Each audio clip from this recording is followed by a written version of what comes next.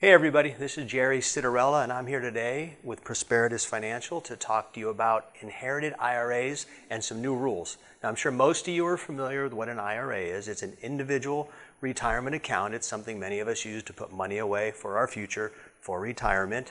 And it's also something that many of us will receive as beneficiaries from somebody who cared about us, whether it's a parent, a grandparent, aunt, or uncle. When you inherit an IRA, there are very specific rules around it that many people aren't aware of at all, and they've actually changed. As of the end of 2019, there was something put into place called the Secure Act. So I'm going to tell you those rules, and if you didn't know the old rules, then you won't know the changes. But either way, here are the rules.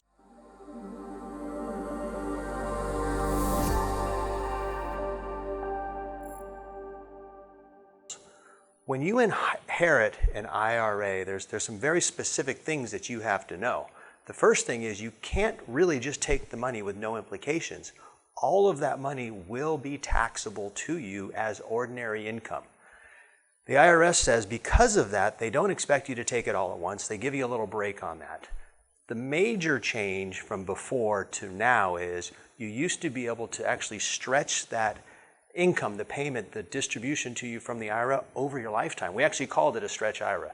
It was the most tax efficient way to take the money, divide it by your life expectancy. You can continue earning on it, and then you can take it over time.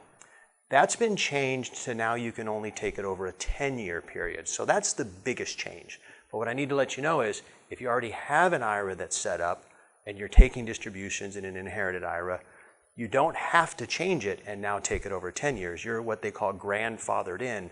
But if you inherit an IRA in 2020 going forward, until they change the rules anyway, you can't spread out that payment any more than 10 years now. So you have options. You can take it all up front. You can take it in year one, year two, different amounts whenever you want, but you have to take it all out within that 10-year period.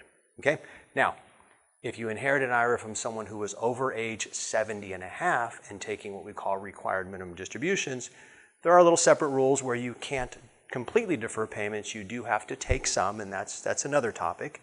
If it's a Roth IRA, there's some other rules as well. You can take just the just the principal and leave the earnings for a while. But if you take some of the earnings before 5 years, then they're taxable. Lots and lots and lots of rules, and we can go really, really deep on this. But the basic thing is if you inherit an IRA, please make sure you talk to a professional.